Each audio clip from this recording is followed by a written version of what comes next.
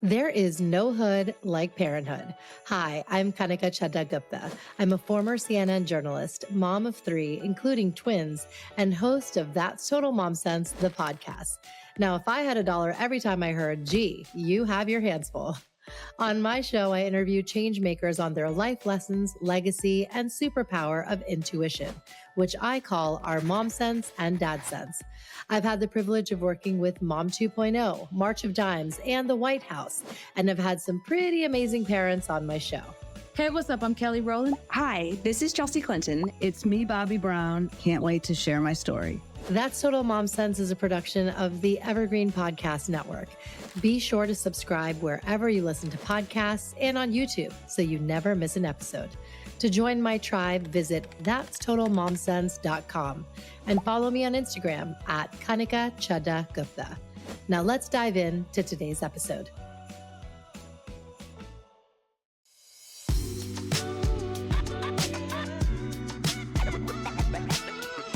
You're tuning in to That's Total Mom Sense, the podcast for parents and caregivers where we can exchange stories to learn from one another and build a collective legacy.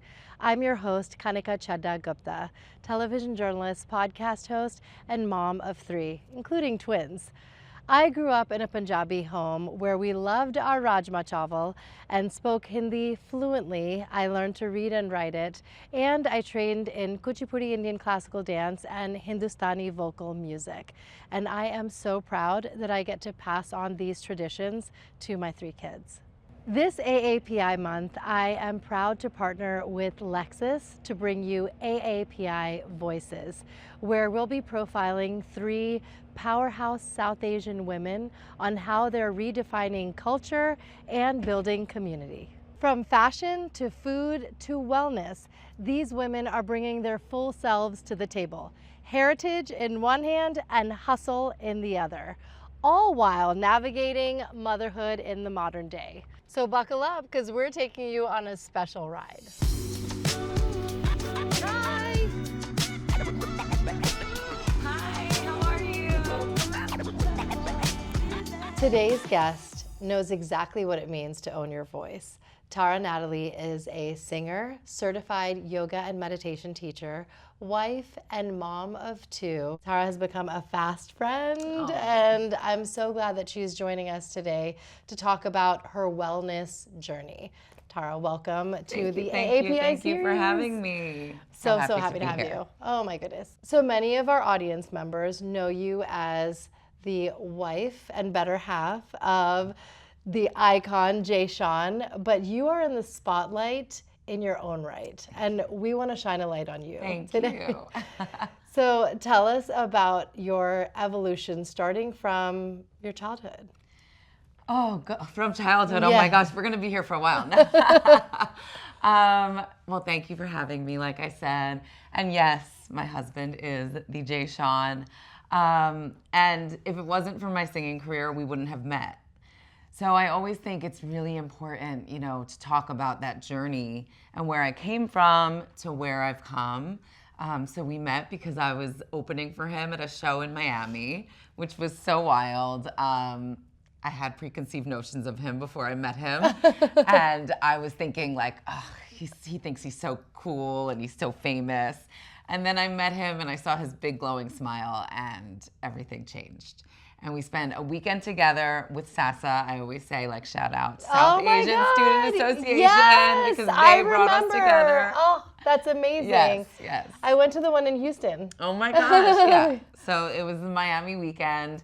We met each other over 3 days, just hung out and just understood each other because we were both 2 kids doing something that no one in our families had ever done before. Right. So we finally had someone to kind of commiserate and share stories with, and that was the start of our friendship. And Miami is like very significant to your story because that's where he proposed. Yes, well, and that was the whole thing. So we met in Miami, then he brought me back to Miami to propose. When he signed his record deal with Cash Money, they were also based in Miami. So Miami was a very big part of our love story in the early years. So it was really special. That's so great. And tell us a bit about the proposal, because I think it's going to just shed light on the dynamic that you 2 share and how playful it is. Oh my gosh, he teased me for months and months. Being both of us being from Indian backgrounds, mine being mixed, but both having culturally the Indian background. As you know, sometimes your parents have a big part in planning the engagement. So our engagement religious date was set, and he had not yet proposed. And I was kind of itching, like most girls would be, like, when is he actually gonna do this? Yes. And he would tease me and put like a sock in his pocket and take me to dinner at our favorite restaurant in New York City.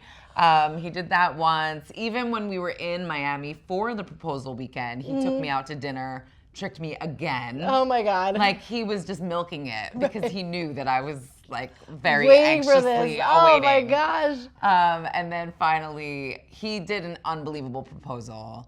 He had a video recorded, pre-recorded. When we got back to our hotel room in Miami, the Justin Timberlake special started playing on TV. He knew that that was something that would get my attention. So I was in the bathroom. He's like, oh my gosh, honey, the Justin Timberlake special is on. And I'm like, yes, oh my gosh, let's watch. So I immediately come sit down on the bed with him, and we're watching. It finishes, and then it goes to commercial break, and it's him being interviewed. And at this time, I was just starting to help him in his career, so I was assisting. And I'm like, I don't remember this interview. When did you do this? And they start asking him questions. I'm like freaking out. I'm so excited. I'm like, we need to call my mom. We need to call Jeremy, our business partner. Like, we need to tell them to tune in. This is crazy. It's on air right now. I did not know this was airing. Yes. And all of a sudden, they start asking him questions about me. But that was weird because no one knew about our relationship because it was secret at the DL, time. yes. It was totally on the down low. And I'm like, why are they asking you about me, and why are you answering?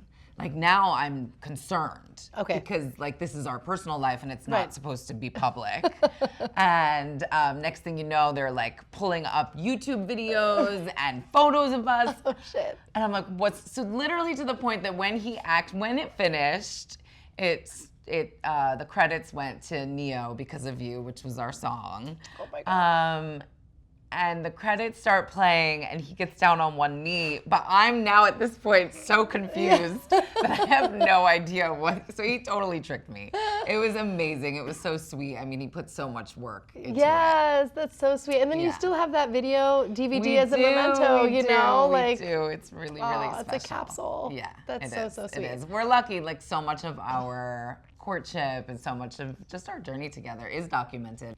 And your music videos stay. I mean, oof. That was so much fun to film.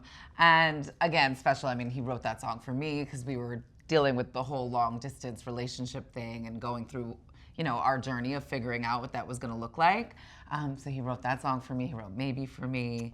But the Stay video was really funny because he didn't know I was gonna hit him. The director had come to me and said, can you slap him? And then he kicked something and he hit his shin. It was all real. Yes, like, yes. Yeah, and he was like, I can't believe you hit me. I'm like, I'm so sorry. It was part they of asked the me to script. do it. Yeah. It was cute. That's awesome. Now tell us about what it was like growing up in a multicultural home, because I feel like there's just so much to capture there with the food and the connections and the stories. Yeah, I mean, I think that there's so much more of it now. I feel like it's so special to be able to share because when I was being raised, there weren't that many kids like me. Yeah. There weren't as many as now. I tell Ava, when I see Ava and her friends, I'm like, oh my gosh, you guys are like the United Colors of Benetton. I love it. Like, it's so beautiful. Everyone is mixed. Everyone has a little something spicy in there, you know? So it's really cool. But I think for me, it was definitely interesting because I didn't have anyone else to really look to for guidance. So I did spend a lot of my younger days trying to kind of figure out and navigate, like, where did I fit, where did I belong? So it was a little bit tricky for me at times, to no fault of my parents. They did the best that they could, right? And their story is so sweet because my dad came here from Guyana and went to college and met my mom in school. at college. So like they have the sweetest story as well. You know, two different cultures coming together, him bringing her home to Guyana to meet the family, and them all being like, oh, you got an American girl. You know, like it was really like his brothers were all like, oh my God, she's so cool. So yeah, it was definitely interesting. I think one of the things that I love about what my parents did do is that I grew up in a multi-faith household, not just multicultural, but multi-faith. So I was actually raised Catholic, but my mom always allowed me to practice Hinduism. Okay. Which technically isn't, from a Catholic standpoint, they wouldn't normally allow that.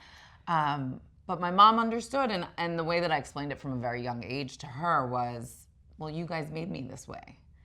Right? So like she's your combination, I'm a combination of both. So how can you tell me I can only be one or the other? Right. I really am both of you. So I always practiced both. And then when I turned 18, I went to my mom and I said, okay, I'm ready to walk away from Catholicism. I want to fully embrace my Hindu roots and religious side. And she was okay with it because all that my mom ever cared about was me having faith. Yes. That was the most important thing to her. She's like, as long as you have faith and you have a guiding light, go on your journey. Yes. Which was really, really special. And yeah, I mean, my dad has 9. He's one of 9 siblings. So definitely, like, that is the overwhelming part of my youth and growing up. It was like every weekend with my cousins at a different house and just hanging out and doing all the things that cousins do and having the sleepovers and, you know.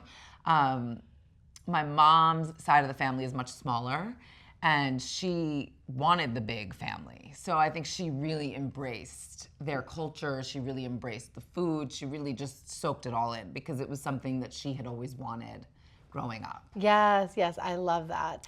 And what are some of like the Asian traditions that you're passing on to your kids now? Everything. I mean, my dad and my grandma now live with us. So they're like, we are a multi-generational joint home, family. Right? So right there, that's everything. The kids have to go to Balvahar every Sunday, which they do not appreciate at all. Okay. They don't enjoy it, but I'm like, I'm really sorry. This is the one thing I ask of you that, you know, you might not love, but it's important. They'll appreciate when they're older. Exactly. They'll be like, thank you God don't get it Mom did now, that. but you will get it one day. Ava does Indian dance, which is amazing.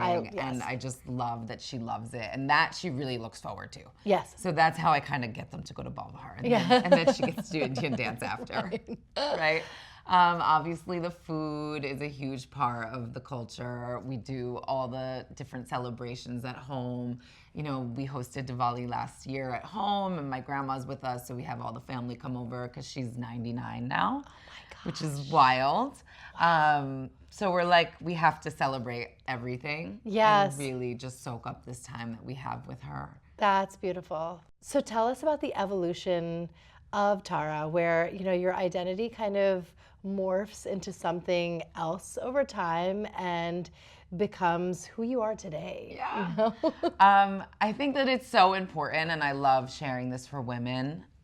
Like, we don't have to be one thing. Yes. And we don't have to get stuck in a box. And even if we fought so hard for something, which I did, right? I mean, I fought tooth and nail to be allowed to become a singer. It wasn't the path that my parents would have chosen for me. And then after, I'd say 8 to 10 years of doing it full time as a career, I decided that it was no longer serving my soul, my spirit.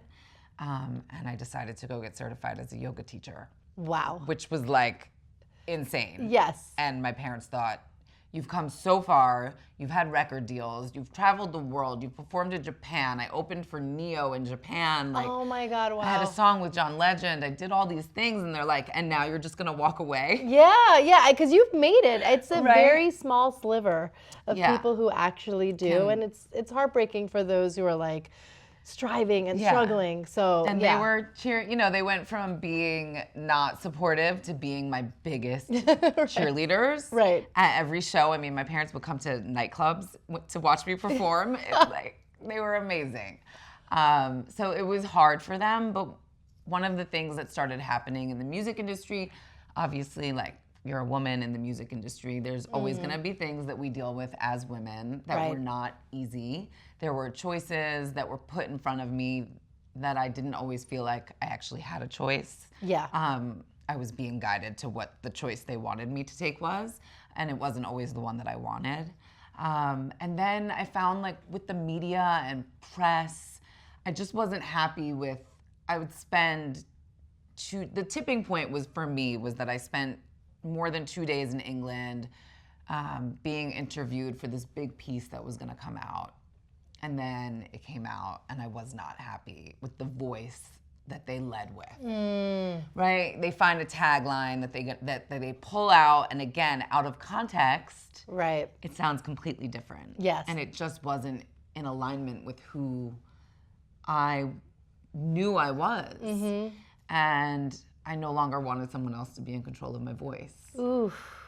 Yeah. I love that. And you grabbed the mic in a different way. I did. And so, I didn't know that at the time, Right. right? It's yoga was my saving grace. Okay. So when I was in high school, I had anxiety, I had depression for multitudes of reasons that, you know, some of them inherent, some of them from whatever was going on, navigating my journey, being, you know, there was, how many of us, I always say, I think there was 4 kids of color in my high school. Oh gosh. Yeah. Right? So but that doesn't mean I wasn't successful, because I was. Right. Because I was like, I don't care that I'm different. I'm gonna still be number one. I'm still gonna succeed. I'm gonna show you that just because I'm different doesn't mean I'm not like you. Yes.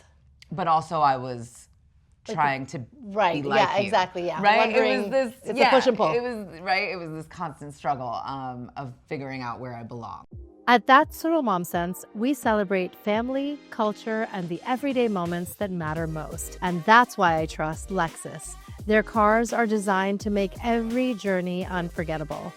This AAPI Heritage Month and beyond, Lexus honors the strength and stories of our community. Because when luxury meets legacy, the standard is amazing. Head to Lexus.com and follow Lexus USA on social media to find your next adventure. I found yoga when I was 19, and it changed my life. And I always laugh because I'm like, oh, it's so cliche to say yoga changed my life, but it did. Yeah. Because it was the first thing that I ever did that allowed me to just be. Ooh. My brain turned off. There was no music playing. I wasn't responding to text messages. You're just there.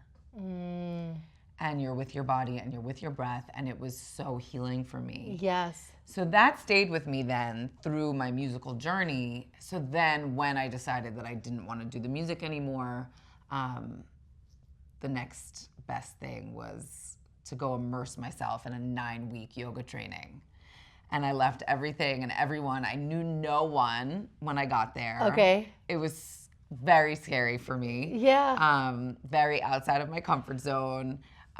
It was a very quick decision because I called the yoga school and told them I wanted to do the fall training. And they were like, but there's a training next month. And I was like, yeah, that's great, but it's next month. I'm in England right now. Like, how am I gonna facilitate this?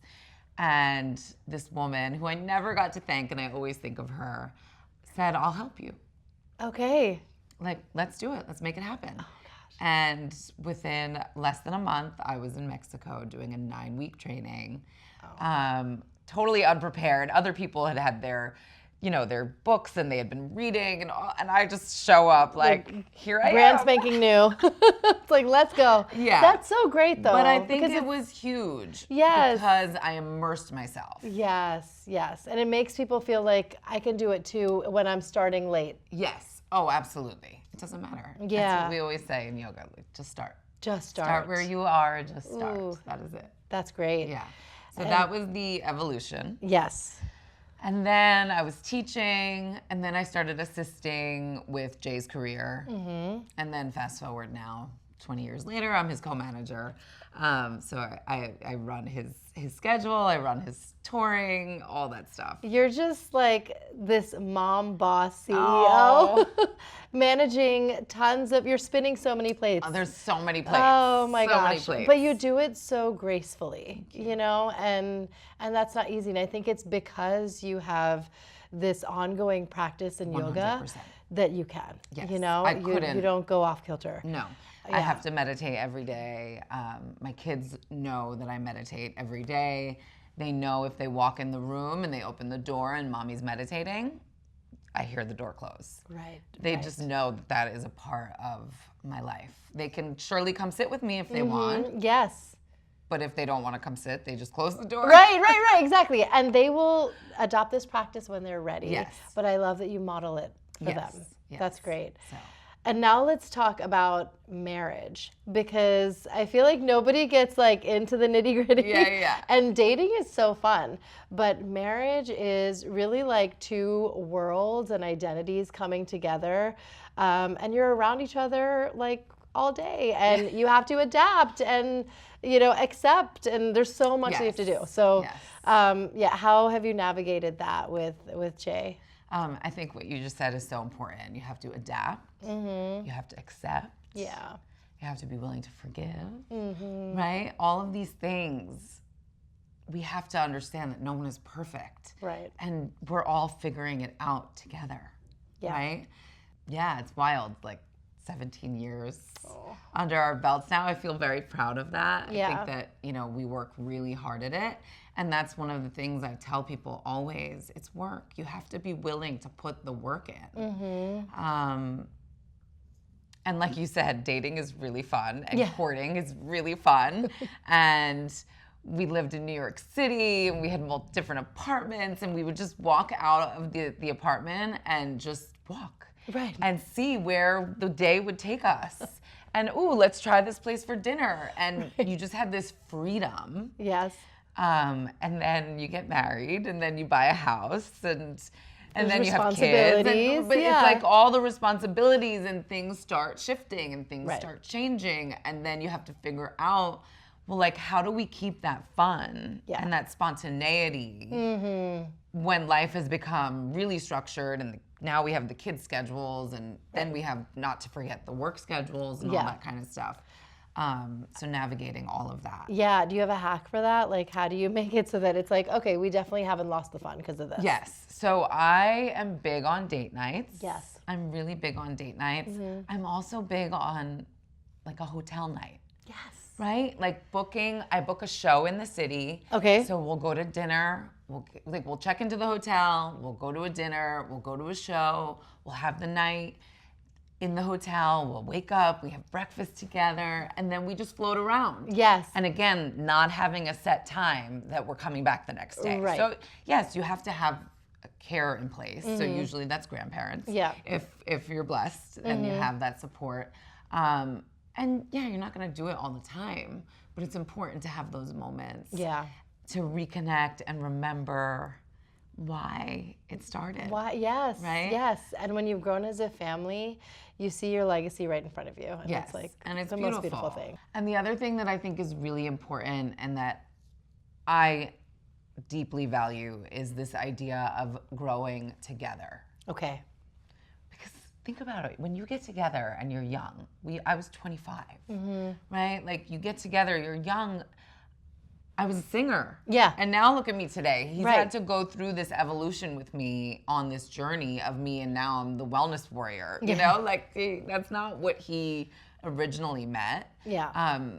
But he's supported me and grown with me and allowed me to grow and allowed me to evolve on that journey. And I think that that's really important because as couples sometimes, we get stuck on what was versus what we evolve into. Right. And then sometimes what happens is you're really busy growing your stuff and he's really busy growing his stuff. And then all of a sudden you look back and you're like, wait, what happened? Exactly. I It's don't- two ships sailing in the night. Right. And yeah. So making sure that I was sharing with my cousin who's about to get married Oh.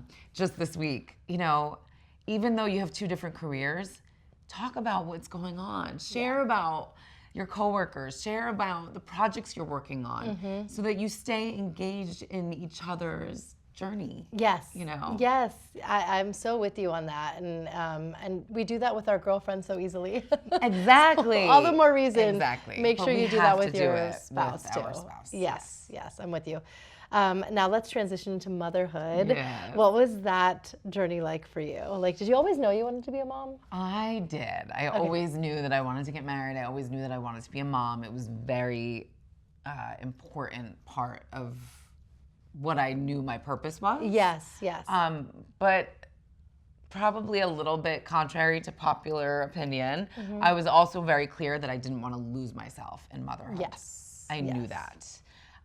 So the year before we were going to start trying, I said to Jay, I don't care where we live. We can live in England or we can live in New Jersey. But we're both blessed at that time that we had all of our parents. So I'm like, I don't care where we choose to live, but we need to be near one set of our parents. So smart. Because that's the village. too You hard. gotta. We need the you village. have to create the village. Exactly. Yeah. So at that time we were in LA. We wound up moving back to New Jersey because I knew that I would need support. Yeah. So my parents were amazing. His parents are amazing too. We have a beautiful village wherever we are who helps support us and allows me to still have my dreams while still enjoying being a mom. Yes. And one thing we have in common is shout out to our friend Kanan, Yes. who she delivered your baby. Oh my God, yes. She was my doula for Ava, and it was so special, so incredible. So I loved pregnancy and childbirth, but again, I had a village with me, so I had Kanan there with me, and it was really, really special. That's awesome. We love you, Kay. And yeah, I think you just embody feminine energy, and I love that about you. I feel that it's so palpable. So as you've navigated motherhood, one thing that I know you've shared, and you've shared this on social as well, is how much of an imprint your mom had on you. And tell us about her and the legacy she's left you, because she's no longer. Yeah. She just passed, it's 2 years now, and I do share about it because I think it's really important, because I think that people don't talk about grief enough. Yeah. We're not, as a society, prepared for grief and for loss, even though, unfortunately, it's the one thing that's guaranteed in life is that we're going to lose people that we love. And I lost my mom unexpectedly. She was only 72, so it was really, really tough for us. But I said that my yoga practice, my meditation practice, it was as if I was in training for 20 years for that moment. Oh, wow. Yeah, and I really, really believe that. Like, everything I had ever done was prepping me to be able to navigate that. To be still, to accept. Yes. Yeah. Because my mom was my best friend. Like, we were complete besties. We did so much together. She was my partner in any business I was working on. She was my sounding board, always lending an ear. And like I said earlier, my biggest cheerleader. So it was a very deep loss for me. Yeah, I'm sorry. Thank you. I'm so sorry. And a lot of people really were surprised with how I was able to navigate it and manage it. But I really believe that it was my practices that gave me that space to hold for her. Because even when she was in the hospital and everyone was praying, and everyone would call me and say, I'm praying for her, I'm praying for her, I'm praying for her to get better. I'm praying for her to get better. And then I had this moment where I said, but what if she doesn't get better? Am I gonna lose my faith? Right. Because if everyone's praying for her to get better and she doesn't, then I'm gonna be left like feeling failed, feeling in some alone, way. like God didn't support me. God didn't save her. So now, So I said to everyone, no, we're not praying for her to get better. We're praying for her highest good. Ooh, wow. That's out of my control. Yes. I don't know what her highest good is, right? So I had to shift my perspective around it and understand that it wasn't what I wanted. Of course, we all know what I wanted, but I don't know what her journey was, and that wasn't for me to decide. So everything I had done was prepping me for that, really understanding that art of surrender, right? I have to surrender to what is, because I can keep on fighting for what was. I can keep on fighting for what I thought it should have been. But guess what? None of that's gonna bring her back. Yeah. None of that's gonna change it. So Instead, I surrendered. I understood that the change was here and I had to accept it. And it's all about gratitude. I lived multiple lifetimes with my mom. Yes. I believe that because we spoke every single day. Yeah. And she knew when she passed, I had zero regret. I didn't have any feelings of, did she know how much I loved her, right? Like she knew without a doubt how loved she was and what an impact she had on me. And she continues to have an impact on me and my family and my cousins. And there is not a day that we get together that we don't think, oh, if mom was here, oh my gosh, if Auntie Yvonne was here, right? Like it's always, she's remembered always. Yes. And I tell everyone the greatest gift that we can give for her is to continue her legacy. And part of her legacy was cheering people on. She was always so happy for someone else's success. Aww. And it was so special. Right, and genuine. It was so genuine. And when she would meet someone, she would sit with you like this. She would know your whole life story by the time your meeting ended. Right. And then you could see her 6 months later, and she would say, Kanika, what happened with XYZ? Oh my God. She remembered. Wow. And people would be like, that is a rare gift, yes. So that's she's my kind of woman. Right? To remember, to support people, to celebrate them, and to make people feel important. That's what she had such a gift for that. Yes, so that's how we carry on her legacy. And you're doing that, and then Ava and Arian are doing it too. Yes, you know? they are. And it's, I think that's probably the hardest part, right? Is seeing them and thinking, oh, but I just wish they had a little bit more time with her. Right. Right, of course, and that pulls probably at my heartstrings the most. But again, just telling her stories. This weekend, I made one of the desserts that she used to make in the spring. So I made that for Easter for the kids, and I make sure they know this is, oh, Nanny used to make this for me, and now I'm making it for you, sharing those stories. That's so special.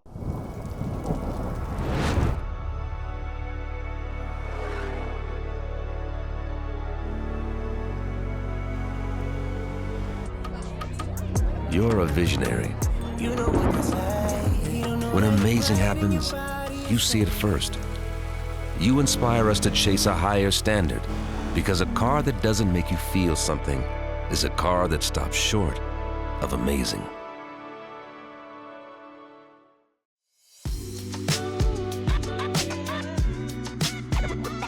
We're so honored to have you as part of this Lexus series because it's all about family and you embody that.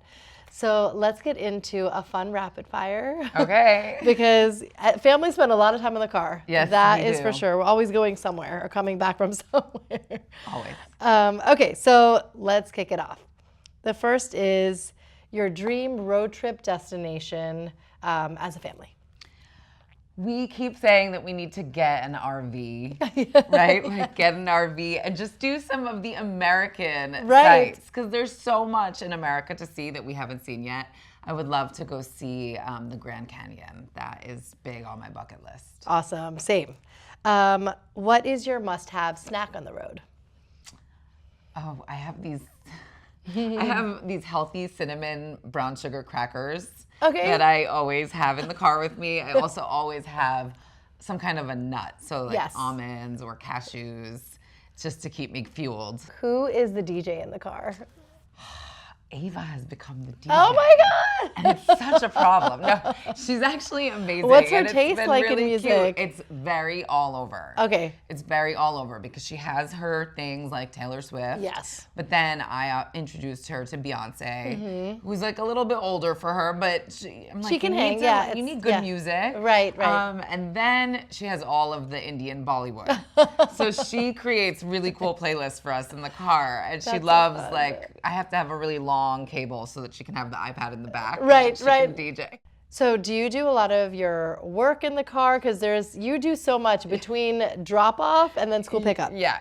I totally work in the car all the time. I wish that my car in the front seat would have like a little thing that would come over my lap so I could put my computer on it. Spend Like way a little too much time in my car. bed and breakfast, but it's like a working table. Yeah, exactly, for my laptop. So yes, I work in my car a lot.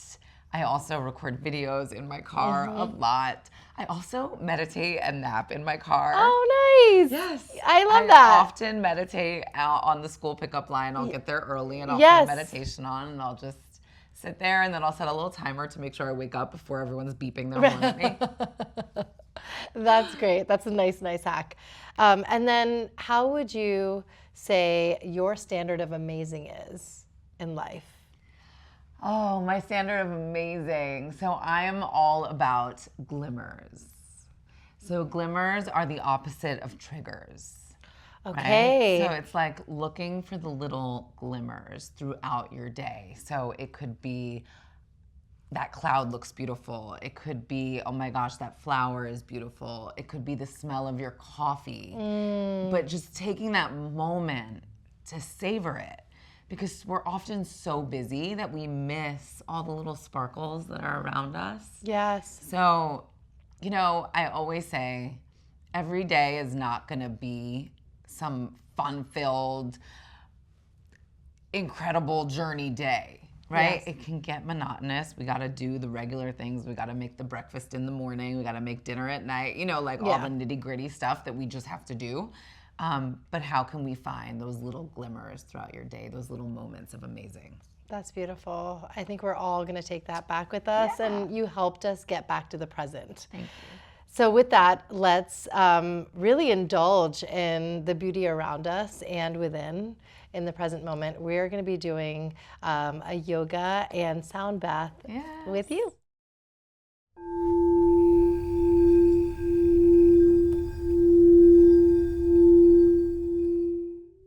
Remembering that our breath is our gateway.